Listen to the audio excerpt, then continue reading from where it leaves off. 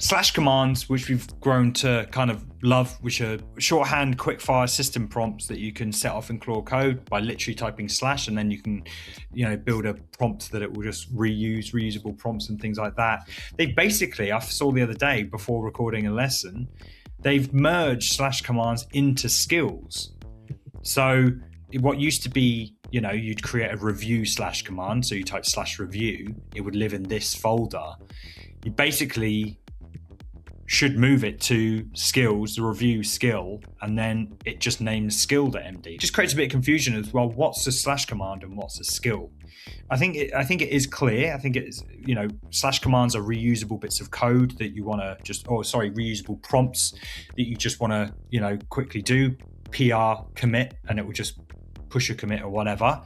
And then skills are like a resource of like best practices and whatever. So I can kind of see why slash commands are like skills are an extension of slash commands.